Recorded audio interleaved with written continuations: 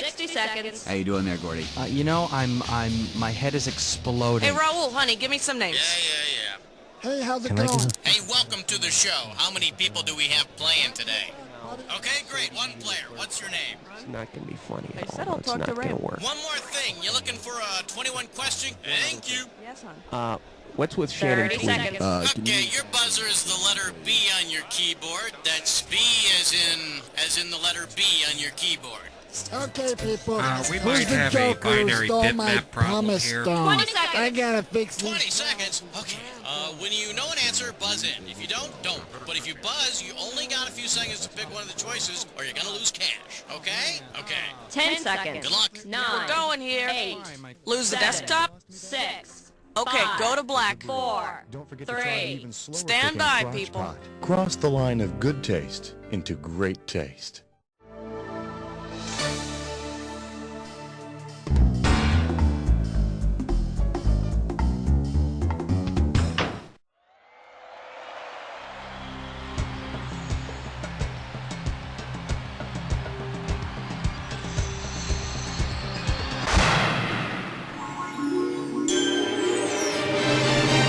It's time for the show where high culture and pop culture collide. Hey, how you doing?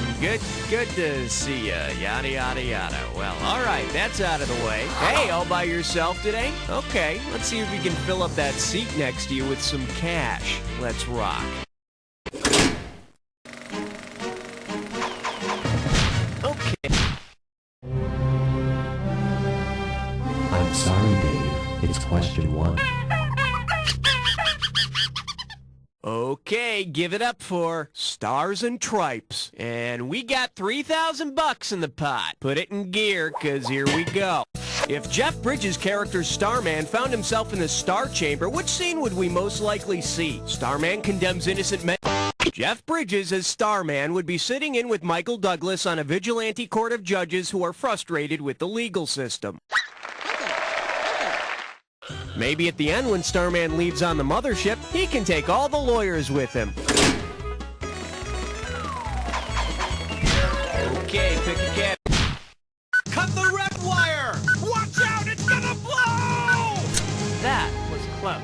Too close. Chew on this. Men who work together. And it's worth $2,000 if you get this one right. Hey, did you realize that Jack Nicholson and Scatman Crothers were in The Shining and One Flew Over the Cuckoo's Nest together?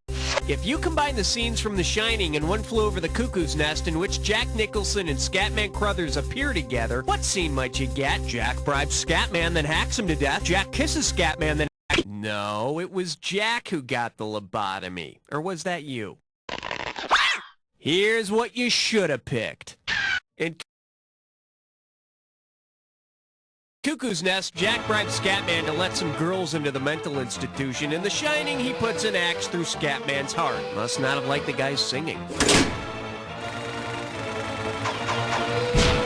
right. A question so real you can almost touch it. Filmed in spectacular 3D. The category, still more fun with Gallagher. And we're talking $2,000 for this baby. Flex those fingers, 'cause here it comes. If the watermelon smashing comedian Gallagher took on the same characteristics as the Watermelon Man, which of the following might you expect to happen? He'd be able to... Watermelon Man is a comedy about a Caucasian bigot who turns into a black man. And in the sequel, Gallagher turns into a comedian you can enjoy without wrapping yourself in plastic. I need a category. Let's see what we got going. A fire breather and a great set of pipes. $1,000 if you get it. Hey, you remember that musical Pete's Dragon? Well, I don't think it has enough songs in it. Based on the movie's lead actress, what would be the most appropriate duet? The lead actress in Pete's Dragon is Helen Reddy. You gotta be careful doing a duet with a dragon. It's a good way to lose your eyebrows.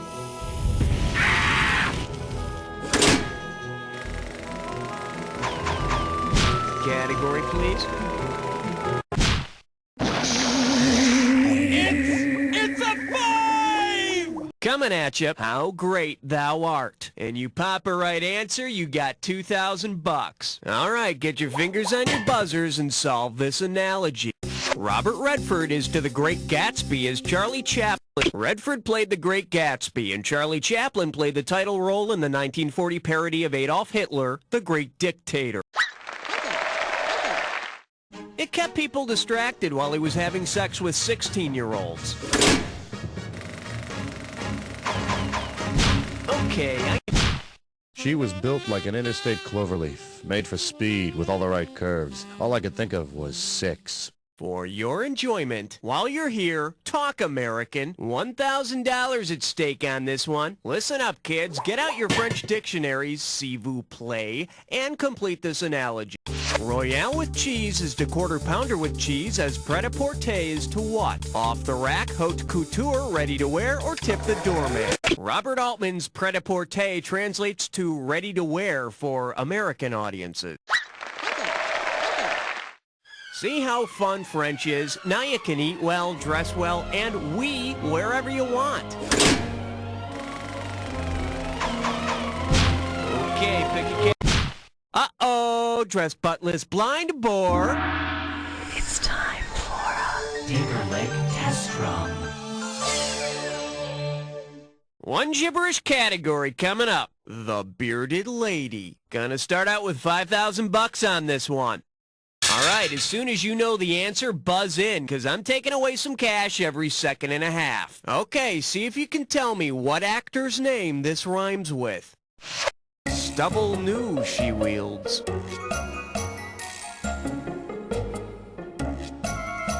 First clue, he was big in the 30s. No, Orson Welles was skinny then.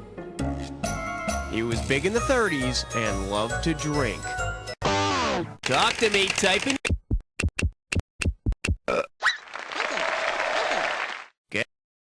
S in your case, WC stands for wins cash. All right.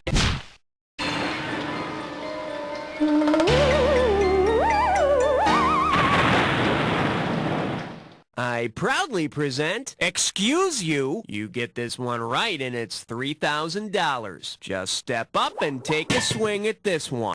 Suppose you're at the video store and you're having some gastrointestinal problems. Which of these embarrassing noises could you not pass off as an actual movie title? Zotz, gas, poot, or is from 1954 and stars Jack Lemmon and Judy Holliday. So in the store you could away. Let's see what a correct answer looks like.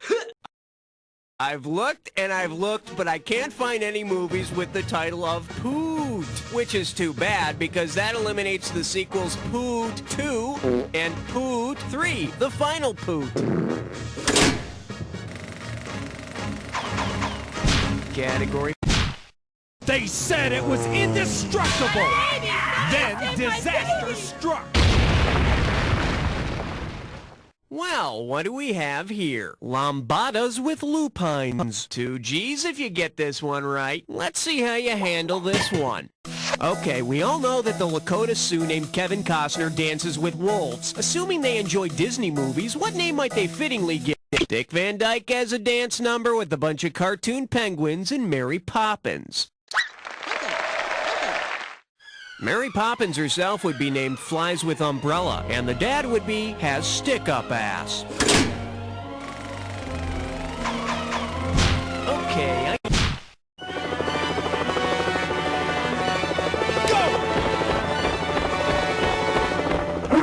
The selection is the Max Baer Jr. Film Festival, and you're playing for $3,000 cash money. Who the hell is Max Baer Jr., you might ask? Does the name Jethro Bodine mean anything to you? How about Beverly Hillbillies? Okay then.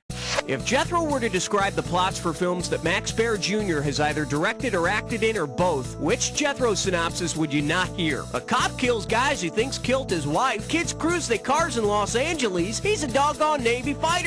Sounds like Top Gun, which stars Tom Cruise, not Max Baer Jr. And you know when you buy tickets for the Max Bear Film Festival, you get one of those big Jethro bowls full of popcorn. Okay, that's round one. Take a breath, cause it's time for round two. Now remember, everything in round two is worth double. I need a category.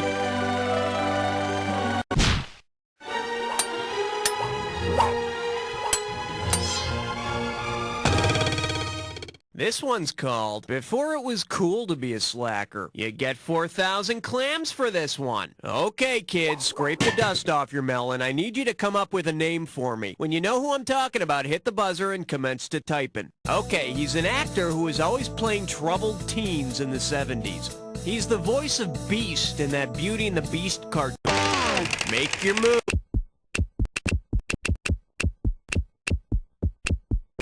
Robbie Benson played the troubled Billy Joe McAllister, is in love with the blind ice skater in Ice Castles, and supplied the voice of the troubled Beast.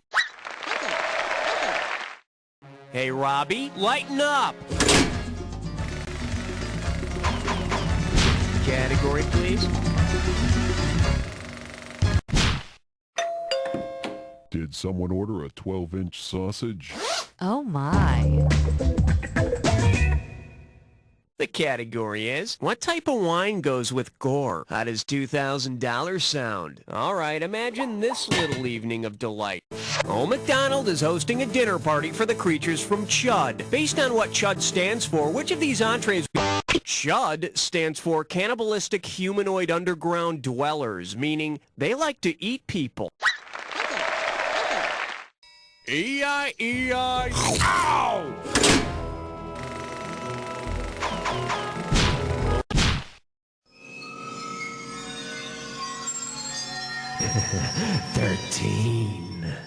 Let's give a nice warm welcome to Don't Believe Everything You Hear. I'm sending over 4,000 dead presidents if you get this one. The answer to this question is 21. Man, this is killing me. I cannot remember the name of this movie. Get ready to type when you know it. What was that movie? You want it? Quiz Show is the Robert Redford movie based on the true story of the 1950s game show 21 that got in trouble for providing contestants with correct answers. We figured we could avoid a similar controversy by providing you with the wrong answer. All right, hit me.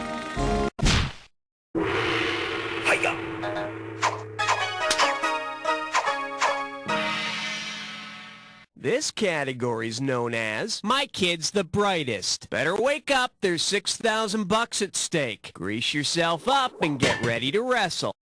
If you're a kid in Hollywood and you want to join a youth softball league named after a type of movie lighting equipment, which of the following would you not join? Tweenies? Sorry, tweenies are in fact lighting equipment used on movie sets. And it's also what it's called when your protective cup suddenly slides out of position. It would have been so beautiful if you'd only picked this. Runts is the only name listed that is not a piece of lighting equipment. You know, I think runts is a polite euphemism for jock itch. I need a category. Hey, all right, guess what you just picked? It's time to play Dis or Dat. The category for this Dis or Dat question is Murphy Brown with subtitles. Okay, I'm gonna read it. Okay, Maestro, if you think you know the rules, I'll go ahead and put 30 seconds on the clock. Let's do it. Oliver's Story, Bergman or Bergen? Fanny and Alexander. The Seventh Seal. Colonel Knowledge. Wild Strawberry. The Magic Flute. Last one, The Wind in the Water. That's all you wrote. Well, you got 5 right, which is sort of like, you know what I'm saying? Well, let's throw that cash into your total. Yeah, you need 3 more categories. Hit me. Okay.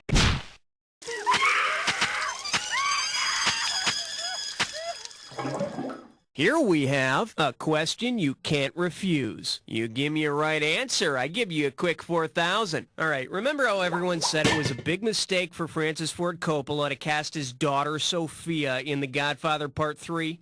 If Francis Ford Coppola decided not to cast his daughter in the role of Mary Corleone and cast his famous Nicolas Cage as Francis Ford Coppola's nephew. And he and Andy Garcia are just good friends. Really. Category, please.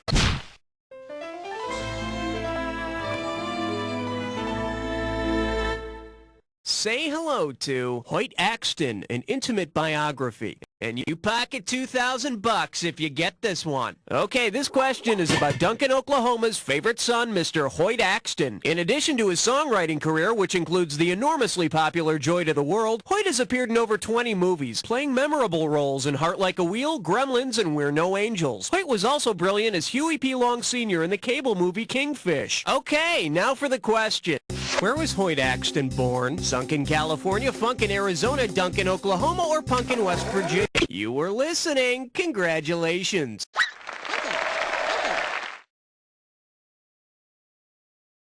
Isn't Duncan, Oklahoma right on the border with Donut, Texas? I need a category. Question 18. Honor student by day, stripper by night. And I believe this one's called Dead and Still Earning a Living. Play your cards right, you win $4,000. Fire up those frontal lobes. Here's the question. It's probably the case that Patrick Swayze could kick Bill Murray's ass, but in terms of total domestic box office revenue, who wins the battle between Ghost and Ghostbusters? Ghost wins. Ghostbusters wins. Yeah, those Hollywood types really aren't concerned with inconsequential things like money. Let's take a look at the right answer.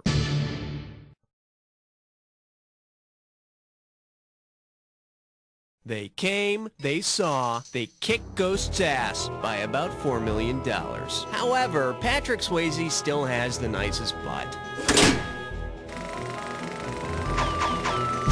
All right, hit me.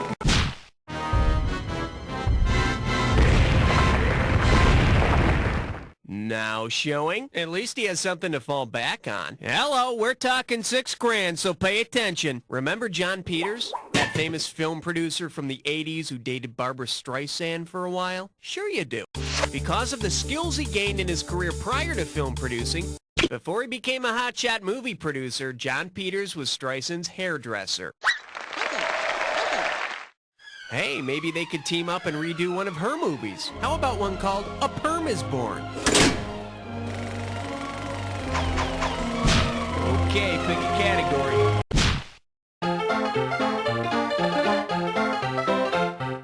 All right, here's the deal. Before the late night wars, 4,000 big ones for a right answer here. Poor David Letterman, he's got some of the weirdest fans in the world.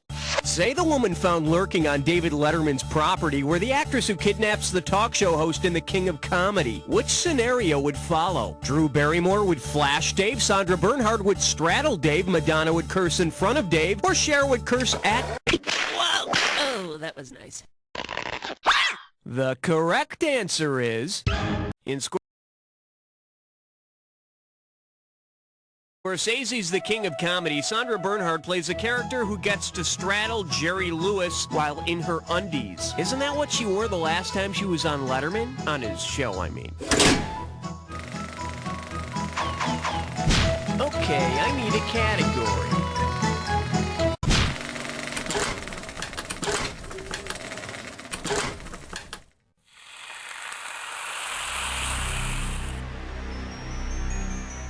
All right, fine. You want to get to the attack? Consider it done. You may need this clue. We are the champions.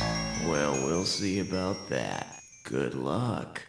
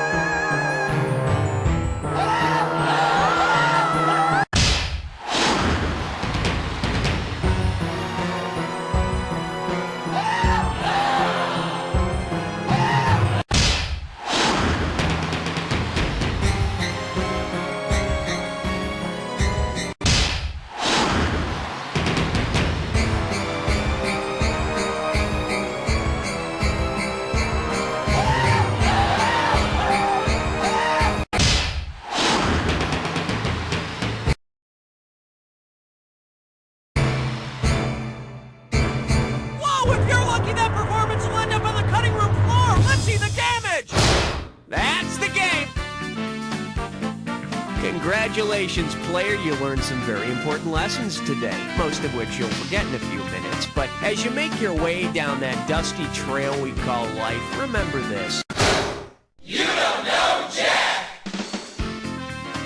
Beautiful show, everybody. Okay, let's get those commercials going. And Raul, hon, could you ask the contestants if they want to play again?